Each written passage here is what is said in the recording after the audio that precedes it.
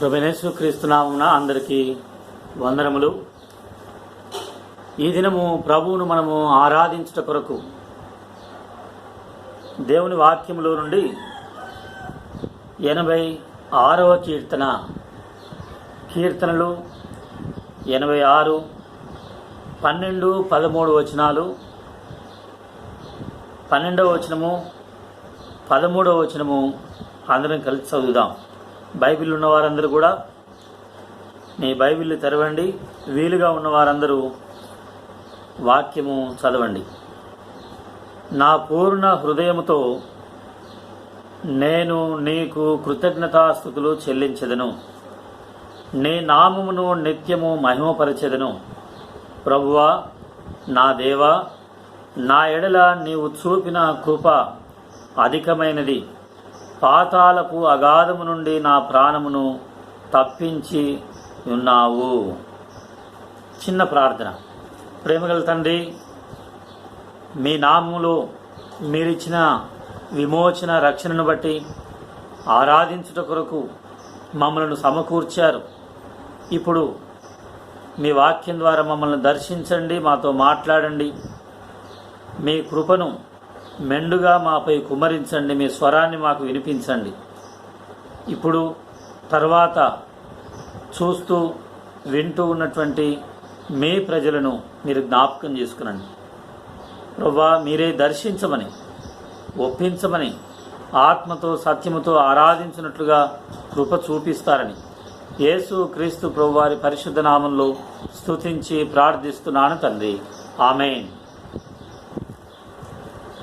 దేవుని యొక్క వాక్యములో ప్రభువును మనము ఆరాధించుట కొరకు అనేక సందర్భములు, అనేక విషయాలు పరిశుద్ధాత్మ ద్వారా దేవుడు రాసి ఉంచాడు.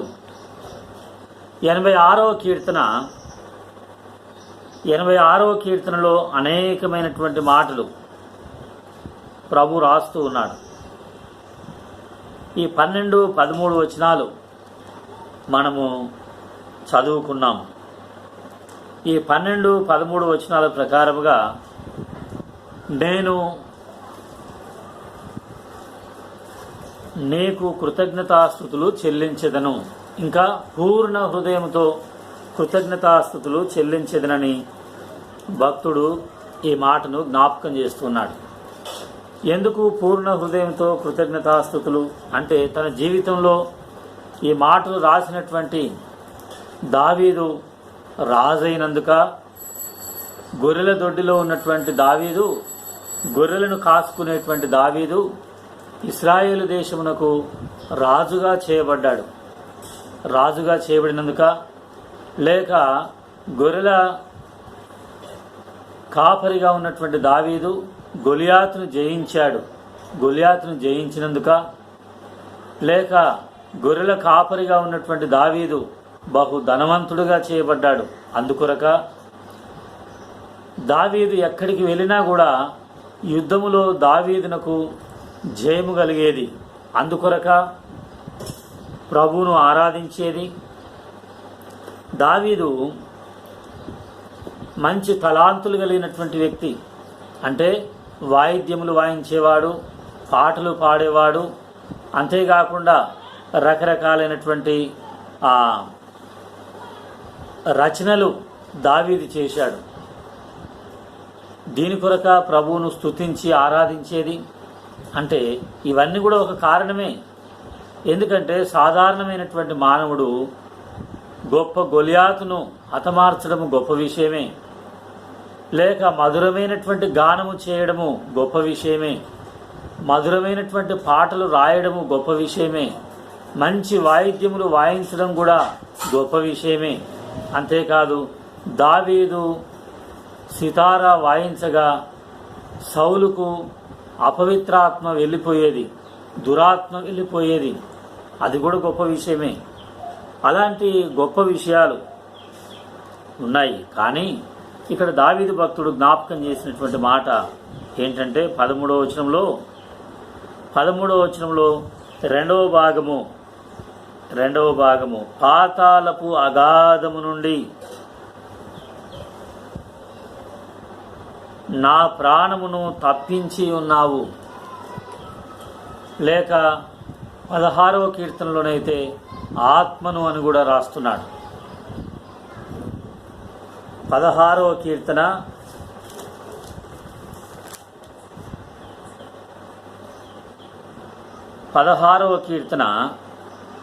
9వ వచనము, అందువలన నా హృదయము సంతోషించుచున్నది, నా ఆత్మ హర్షించుచున్నది, నా శరీరము కూడా సురక్షితముగా నివసించుచున్నది. 10వ వచనం, ఎందుకనగా నీవు నా ఆత్మను పాతాళములో విడిచిపెట్టవు, నీ పరిశుద్ధుని కుళ్ళు పట్టనీయవు. అంటే శరీరము, ప్రాణము, ఆత్మ, శరీరము, ప్రాణము, ఆత్మ, ఈ మూడింటిని కూడా ఎలా ప్రభు విడిపించాడు, విమోచించాడు, రక్షించాడు అనే విషయాలను ఇంక చెప్పాలంటే, పాతాళము నుండి నా ఆత్మను నీవు పాతాళములో విడిచిపెట్టవు అంటాడు. ఇది ప్రభువైన యేసుక్రీస్తు వారిని గురించి కూడా రాయబడింది. అపోస్తలుల కార్యములు ఈ మాట చెప్పుకున్న తర్వాత మనం అక్కడికి మరలా వెళ్తాం. అపోస్తలుల కార్యములు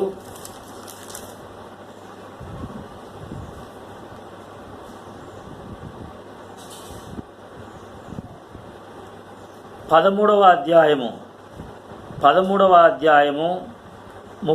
వచనం, కాబట్టి వేరొక కీర్తనయందు 13:35, అపోస్తలుల కార్యములు 13:35, కాబట్టి వేరొక కీర్తనయందు నీ పరిశుద్ధుని కుళ్ళు పట్టనీయవని చెప్పుచున్నాడు.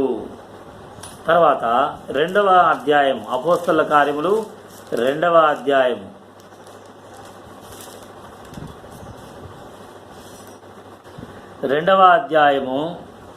26వ వచనం నుండి, కావున నా హృదయము ఉల్లసించెను, నా నాలుక ఆనందించెను, మరియు నా శరీరము కూడా నిరీక్షణ కలిగి నిలకడగా ఉండును. నీవు నా ఆత్మను పాతాళములో విడిచిపెట్టవు, నీ పరిశుద్ధుని కుళ్ళు పట్టనీయవు. ఇది ప్రభువైన యేసుక్రీస్తు వారిని గురించని 31వ వచనంలో కూడా వ్రాస్తూ ఉన్నాడు. 31వ వచనం, క్రీస్తు పాతాళములో విడవబడలేదనియు ఆయన శరీరము కుళ్ళిపోలేదనియు దావీదు ముందుగా తెలుసుకొని ఆయన పునరుత్థానమును గూర్చి చెప్పెను. అంటే ప్రభువైన యేసుక్రీస్తు వారిని గురించినటువంటి మాటలు ముందుగానే ప్రవచించాడు పరిశుద్ధాత్మ ద్వారా. ఇలా దావీదు యొక్క జీవితంలో ఎన్నో ప్రవచనములు ఉన్నాయి. అంటే క్రీస్తుని గురించినటువంటి ప్రవచనం, క్రీస్తు చేయబోయేటువంటి కార్యములను గురించినటువంటి ప్రవచనం, క్రీస్తు యొక్క శిలువ శ్రమలు, మరణము, పునరుత్థానం గురించినటువంటి ప్రవచనములు, ఇలా ఎన్నో ఉన్నాయి. అయినా నన్ను కూడా అంటున్నాడు, క్రీస్తు మాత్రమే కాదు, ప్రభువైన యేసుక్రీస్తు వారు కలువరి శిలువ మీద రక్తాన్ని చిందించి మరణించి సమాధి చేయబడి ఆ సమాధిలో ఆయన శరీరం కుళ్ళిపోలేదు. 3వ దినమున ప్రభువైన యేసుక్రీస్తు వారు తిరిగి లేచారు. మరణాన్ని జయించి పాతాళమును జయించి యేసుక్రీస్తు ప్రభువారు సమాధిని జయించి తిరిగి లేచారు. అయితే దావీదు భక్తుడు దాన్ని తలస్తూ, నా ప్రాణమును నా ఆత్మను పాతాళములో విడిచిపెట్టవు, ఇంకా చెప్పాలంటే పాతాళమునకు పంపవు అని చెప్పాలి. అలా అంటే ఆ దినాల్లో వాళ్ళు ఆ విధంగా వెళ్ళేవారు. ఇంకా మనమైతే చెప్పవచ్చు, నన్ను పాతాళమునకు వెళ్ళనివ్వక ఎక్కడికి తీసుకొని వెళ్తావు? పరమునకు, పరలోకమునకు, లేక పరదేశునకు, నా కొరకు నీవు సిద్ధపరిచినటువంటి ప్రభువా, నా కొరకు నీవు సిద్ధపరిచినటువంటి నీ రాజ్యమునకు, లేక ఆ పరలోకమునకు, ఆ నెమ్మది కలిగినటువంటి స్థలానికి తీసుకొని వెళ్తావని ప్రభువును మనం ఆరాధిస్తాం. చూడండి, ఈ దినాల్లో రకరకాలైనటువంటి వ్యాధుల చేత, బాధ చేత, ఇబ్బందుల చేత మనము కృంగిపోతూ ఉన్నాం, కుషించిపోతూ ఉన్నాం. మన శరీరములు ఎంతో బలహీనమైపోతున్నాయి. ఆత్మ సిద్ధమే గాని శరీరము బలహీనము, నొప్పుల చేత, లేక వ్యాధి చేత, రకరకాలైన గాయముల చేత ఇంకా మన శరీరము కృంగిపోతూ ఉన్నప్పటికీ మన ఆత్మను ఆ పరలోకము కొరకు సిద్ధపరిచాడు ప్రభు. దావీదు అది మనసులో పెట్టుకొని 86వ కీర్తనలో 13వ వచనము లేక 12, 13 వచనాల్లో ఆ మాటలు చెప్తున్నాడు. నా పూర్ణ హృదయంతో నేను ప్రభువును స్తుతిస్తాను. ఎందుకు? నా శరీరము ఒకవేళ కృషించిపోయినా, నా శరీరము ఒకవేళ కుళ్ళిపోయినా, నా శరీరము మరణించినా, నా ఆత్మ ఆ పాతాళమునకు వెళ్ళదు. ఇదే ఎవరైతే అవును నా శరీరము దుఃఖములో ఉన్నా, నా శరీరము బాధలో ఉన్నా, నా శరీరం వేదనతో ఉన్నా, నా ఆత్మను ప్రభు పాతాళమునకు వెళ్ళనివ్వకుండా నిత్య జీవానికి తీసుకొని వెళ్తాడు. అంతేకాదు 86వ కీర్తన 5వ వచనంలో అంటాడు, ప్రభువా నీవు దయాళుడవు, క్షమించుటకు సిద్ధమైన మనస్సు గలవాడవు. ప్రభువు మన యొక్క పాపములను క్షమించేవాడు. ఒకవేళ పాపములు క్షమించబడకపోతే యోబు గ్రంథము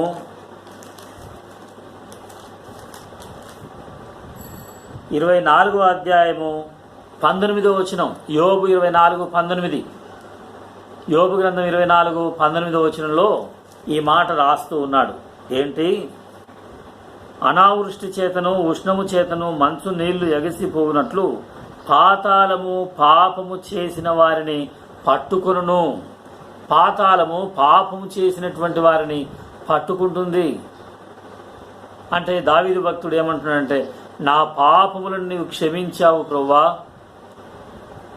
అయితే పాతాళము నన్ను పట్టుకొనకుండా నా పాపములను క్షమించావు. యోబు భక్తుడైతే అంటాడు, యోబు భక్తుడు 33వ అధ్యాయము, యోబు గ్రంథం 33వ అధ్యాయము 24వ వచనం. యోబు గ్రంథం 33:24లో దేవుడు వాని యందు కరుణ చూపి పాతాళములోనికి దిగి వెళ్లకుండా వానిని విడిపించును. ఎలా? ప్రాయశ్చిత్తము నాకు దొరికినని సెలవిచ్చును. ప్రాయశ్చిత్తము దొరికెను. ఎలా కలిగింది ప్రాయశ్చిత్తము? ప్రభువైన క్రీస్తు వారు కలువరి శిలువలో రక్తాన్ని చిందించడం ద్వారా మనకు ప్రాయశ్చిత్తమైంది. యోహాను రాసిన మొదటి పత్రిక 2వ అధ్యాయము మొదటి 2 వచనాల ప్రకారంగా చూస్తే యేసు క్రీస్తు ప్రభువారే మన పాపములకు ప్రాయశ్చిత్తమై ఉన్నాడు అని కింద అర్థం రాశాడు. శాంతికరమై ఉన్నాడు, ప్రాయశ్చిత్తమై ఉన్నాడని యోహాను రాసిన మొదటి పత్రిక 2వ అధ్యాయము మొదటి 2 వచనాల ప్రకారంగా ప్రభువైన యేసు క్రీస్తు వారే మనకు ప్రాయశ్చిత్తము. ఆయన ఈ లోకమునకు వచ్చి శిలువలో చేసిన కార్యము లేకున్నట్లయితే మనము పాతాళమునకు వెళ్ళవలసినటువంటి వారం. పాతాళం మనల్ని పట్టుకుంటుంది. ఇదే కోరహును గురించి రాసినప్పుడు సంఖ్యాకాండములో 16వ అధ్యాయము, సంఖ్యాకాండము 16వ అధ్యాయము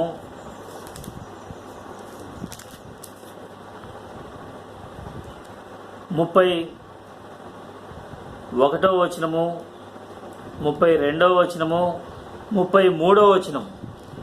సమయం ఎక్కువగా లేని కారణమున 33 మాత్రమే చదువుతున్నాను. వారును వారి సంబంధులందరూ ప్రాణముతో పాతాళములో కూలిరి. ప్రాణముతో పాతాళములో కూలిపోయారు. అంటే కోరహు చేసినటువంటి పాపము, కోరహు సంబంధులు, కోరహుతో కలిసినటువంటి వారు చాలా చెప్పుకోవాలి. కానీ వారి యొక్క పాపము ఏం చేసిందంటే వారిని పాతాళములో త్రోసివేసింది. ప్రభువు పాపములు క్షమించడం ద్వారా, ప్రభువు కలువరి శిలువలో ప్రాయశ్చిత్తము చేయడం ద్వారా, తన రక్తాన్ని చిందించడం ద్వారా మన పాపములు క్షమించి మనము పాతాళమునకు వెళ్లకుండా మనల్ని తప్పిస్తూ ఉన్నాడు. దావీదు భక్తుడు ఆ మాట చెప్పగలుగుతున్నాడు. 49వ కీర్తనలో కోరహు కుమారుల కీర్తన అని రాయబడింది. 49వ కీర్తన.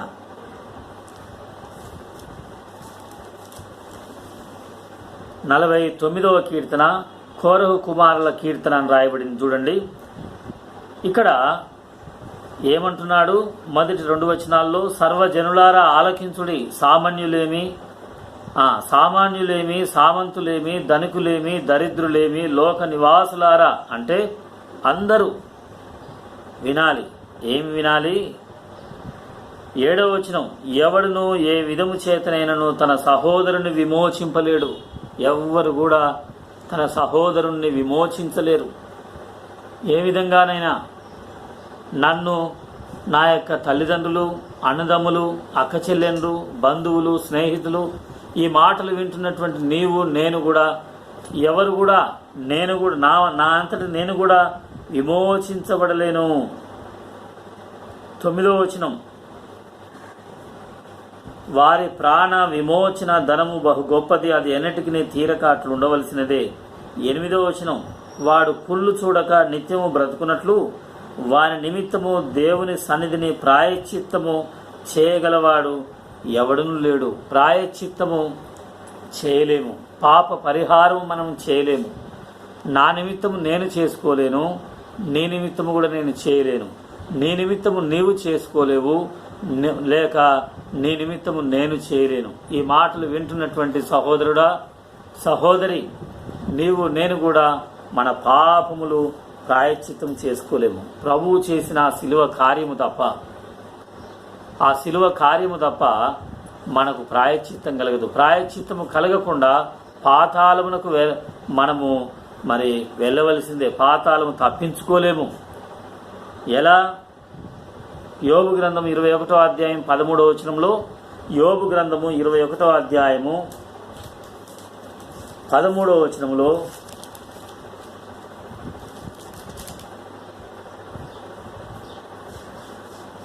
ఒక్క క్షణములోనే పాతాళమునకు దిగుదురు. ఒక్క క్షణము చాలు పాతాళమునకు వెళ్ళిపోవాల్సిన పరిస్థితి.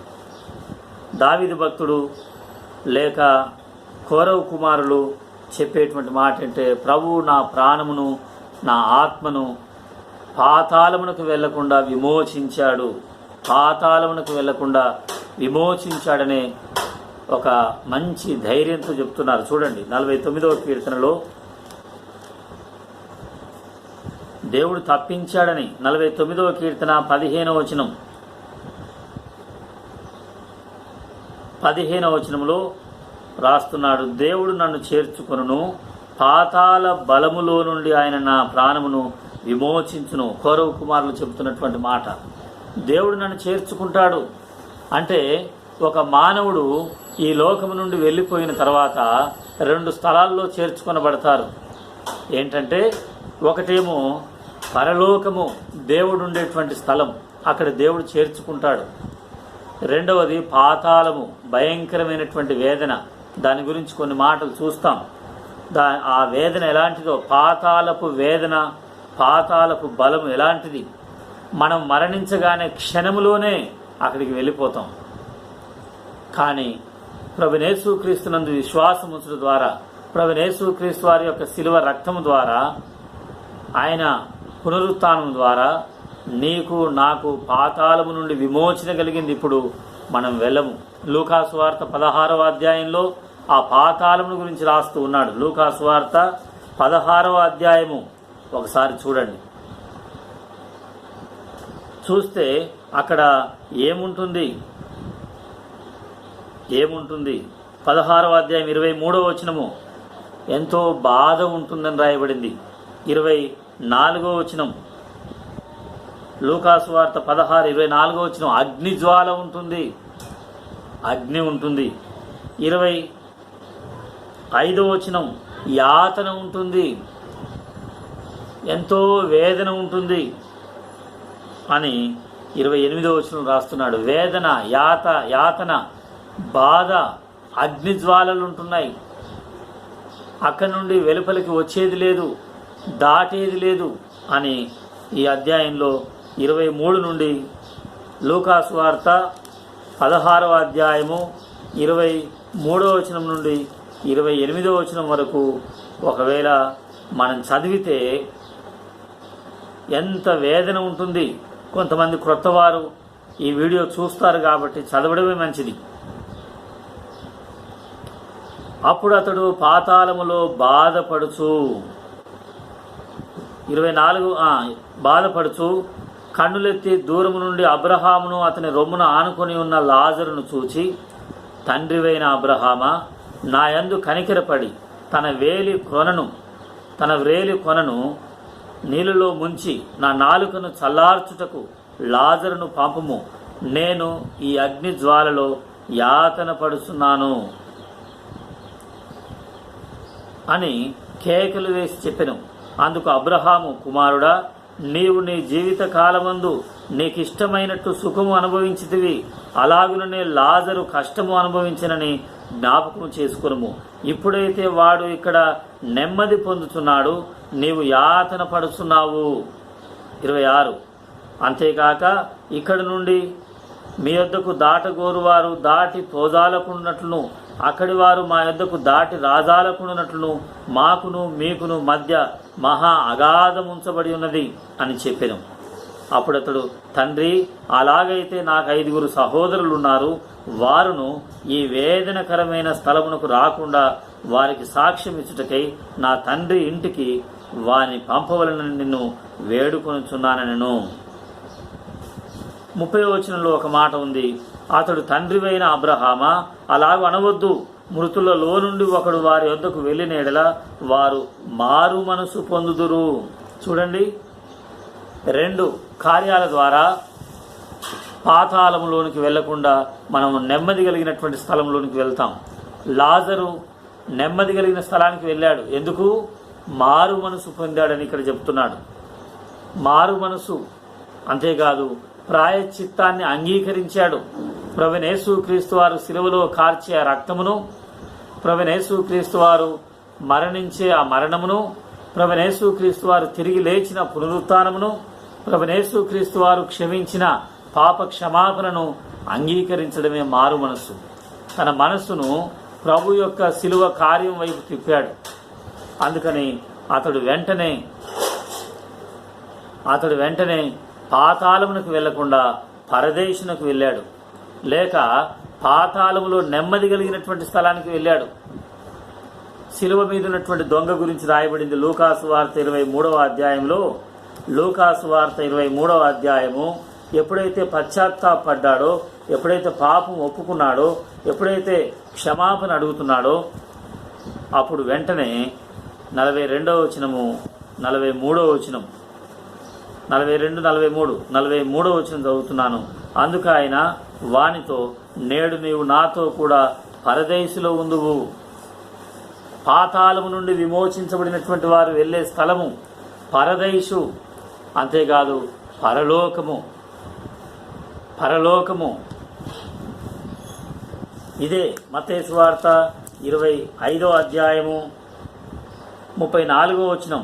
మత్తయి సువార్త 25వ అధ్యాయము 34వ వచనంలో ఏమంటున్నాడంటే, మీ కొరకు సిద్ధపరచబడినటువంటి రాజ్యములోనికి మీరు వెళ్ళండి, పరలోకములోనికి అంటున్నాడు. 41వ వచనంలో ఏమంటున్నాడంటే, 41వ వచనము, అపవాదికిని వాని దూతలకును సిద్ధపరచబడినటువంటి నిత్య అగ్నిలోనికి వెళ్ళుడి. ఎవరిని? మారు మనసు పొందని వారిని, ప్రభువును అంగీకరించిన వారిని, లేక ప్రభు కొరకు జీవించని వారిని, ప్రభువు చెప్పినటువంటి పని చేయనటువంటి వారిని. అలాగున కోరవు కుమారులు చెప్పేటువంటి మాట ఏంటంటే, పాతాళపు బలము నుండి నన్ను విడిపించావు ప్రభువా.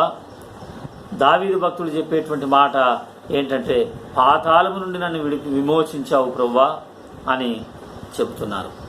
అలాగే నన్ను కూడా ప్రభు విమోచించాడు. ఇంకెవరైతే ఈ మాటలు వింటూ పాపమును ఒప్పుకొనక ప్రభువైన యేసుక్రీస్తు వారు చేసిన శిలువ కార్యమును అంగీకరించక, ప్రాయశ్చిత్తము నాకు కలిగింది ప్రభువైన యేసుక్రీస్తు వారి రక్తం ద్వారా ఒకవేళ నువ్వు అనుకోకుండా ఉంటే, హబక్కూకు గ్రంథము 2వ అధ్యాయము, హబక్కూకు గ్రంథము 2వ అధ్యాయము 5వ వచనము చూడండి. ఒక్క మాట,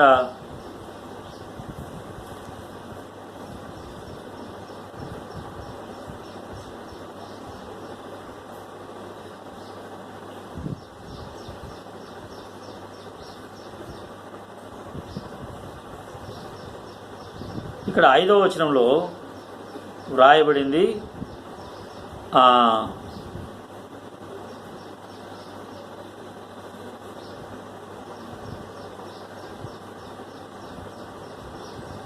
క్షమించండి,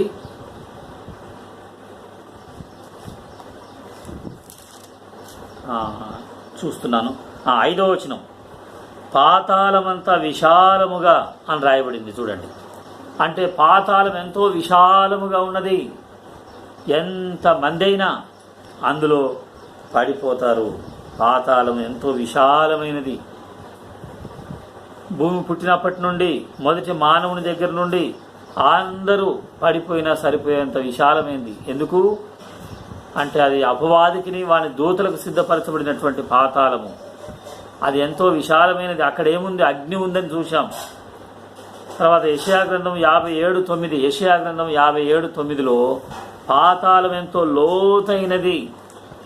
అంటే కొన్నిసార్లు లోతైనటువంటి బావి కనపడుతుంది, అందులో పడితే బయటికి రావడం చాలా కష్టం. అంత లోతైనటువంటి బావులు కనపడతాయి మనకు, ఎంత కష్టమో. కానీ పాతాళం అంతకంటే కూడా లోతైనది. అంతేకాదు 18వ కీర్తన 5వ వచనంలో అంటాడు, 18వ కీర్తన 5వ వచనంలో పాతాళపు పాశములు, అంటే మరి ఎన్నో సాధనాలు, పాతాళపు పాశములు, ఎన్నో సాధనాలు పాతాళమునకు వెళ్ళడానికి, ఎన్నో రకాలైనటువంటివి అపవాది ఉపయోగిస్తూ ఉన్నాడు. పరమగీతములు 8వ అధ్యాయం 6వ వచనంలో, పరమగీతములు 8వ అధ్యాయం 6వ వచనం, పాతాళం ఎంతో కఠినమైనది, కఠోరమైనది. అంటే అక్కడ కనికరం ఉండదు, ఎంతో వేదన. అక్కడికి వెళ్తావా? లేక 2వ పేతురు 2వ అధ్యాయం 4వ వచనం, పేతురు రాసిన 2వ పత్రిక 2వ అధ్యాయం 4వ వచనంలో పాతాళములో కటిక చీకటి కలిగినటువంటి బిలములు ఉంటాయి అక్కడ. అంటే ఎంత భయంకరమో. అగ్ని ఉంటుంది కానీ, మంటలు ఉంటాయి కానీ, మరి అక్కడ చీకటి ఉంటుంది. కానీ పరలోకంలో వెలుగుంటుంది, పరలోకంలో నివాస స్థలం ఉంటుంది, నిత్యము ఆనందం ఉంటుంది, వేదన ఉండదు, దుఃఖం ఉండదు, కన్నీరు ఉండదు, ఎలాంటి ఇబ్బంది ఉండదు. పాతాళములో ఉండేటువంటి ఏ ఇబ్బంది పరలోకంలో ఉండదు. విమోచించబడినటువంటి వారికి ఉండేటువంటి స్థలం అది. అగ్ని ఉండదు, అలాంటి స్థలము. అంతేకాదు ఇంకా చెప్పాలంటే కీర్తనలు 31:17లో రాయబడింది. కీర్తనలు 31:17,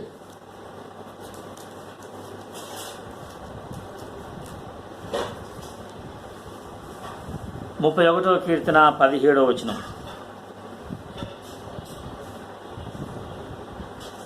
పాతాళమునందు వారు మౌనులయుందురు.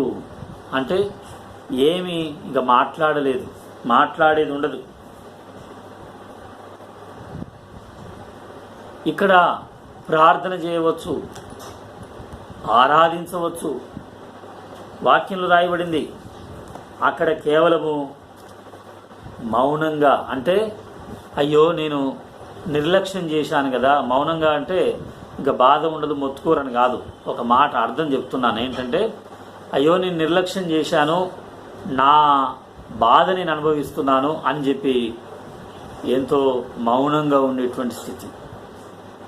ఇప్పుడు ఎంత సువార్త చెబుతున్నా, ఎంత హెచ్చరిక చేస్తున్నా, నీవు క్రీస్తుని అంగీకరించి నీ పాపం ఒప్పుకోకుండా నువ్వు మౌనంగా ఉంటున్నావు కదా, విని వెళ్ళిపోతున్నావు కదా, చెవిటివాణిగా వెళ్ళిపోతున్నావు, వినపడినట్టే పెడచెవిన పెడుతున్నావు, వినినట్టుగా ఉంటున్నావు, మౌనంగా ఉంటున్నావు, పశ్చాత్తాపడకుండా.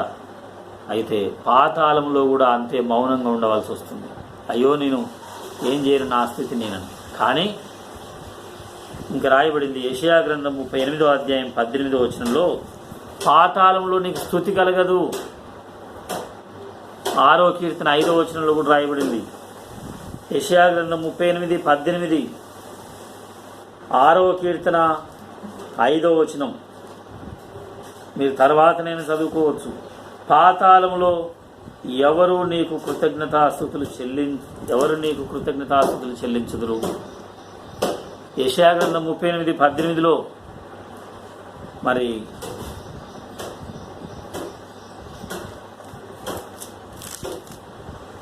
పాతాళమున నీకు స్తుతి కలగదు, మృతి నీకు కృతజ్ఞతాస్తుతి చెల్లించదు. కానీ పరలోకంలో నిత్యము స్తుతి ఉంటుంది, నిత్యము ఆరాధన ఉంటుంది. నిత్యము ఆరాధించేటువంటి ఆ పరలోకానికి, నిత్యము స్తుతి కలిగేటువంటి ఆ పరలోకానికి ప్రభు మనల్ని తీసుకుని వెళ్ళడానికి ఆ పాతాళము నుండి విమోచించాడు. చివరికి 9వ కీర్తన 17వ వచనం, 9వ కీర్తన 17వ వచనం, 89వ కీర్తన 48వ వచనం వ్రాయబడినటువంటి మాటలో చాలా మంచి మాట, హెచ్చరికగా 9-17 కీర్తనలు. దుష్టులను దేవుని మరచు జనులందరూ పాతాళమునకు దిగిపోదురు. దేవుడు నీకెన్నో మేలులు చేయలేదా? నీకు సహాయం చేయలేదా? విడిపించలేదా? తప్పించలేదా? ఆయుష్ను పొడిగించలేదా? అంతేకాదు నీ ప్రాణమును విమోచించలేదా? నీ పాపం కొరకు శిలువలో రక్తాన్ని చిందించలేదా? ప్రాయశ్చిత్తం చేయలేదా? నువ్వు మరిచిపోయావు. చివరికి 89వ కీర్తన 89:48 వ్రాయబడింది ఇక్కడ, మరణమును చూడక బ్రతుకు నరుడెవడు. 89వ కీర్తనలో 89వ కీర్తన 48వ వచనం, 89వ కీర్తన 48వ వచనం, పాతాళం యొక్క వశము కాకుండా తన్ను తాను తప్పించుకొనగలవాడెవడు? నీవు తప్పించుకోలేవు, నిన్ను ఎవరు తప్పించలేరు. నీవు తప్పించుకోలేవు, నిన్ను ఎవరు తప్పించలేరు.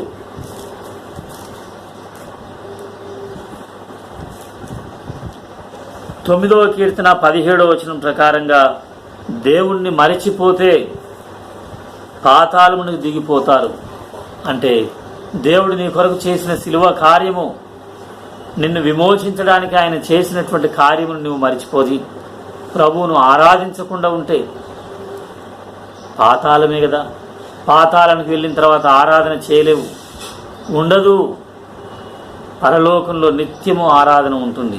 కాబట్టి ఆ పరలోకమునకు సిద్ధపరిచిన ప్రభువును మనం నిత్యము ఇప్పుడు ఆరాధించుదాం. ఆ తర్వాత పరలోకంలో కూడా అదే ఆరాధనలో మనము ప్రవేశిస్తాం. ప్రభు ఆ విధంగా సిద్ధపరచునుగాక.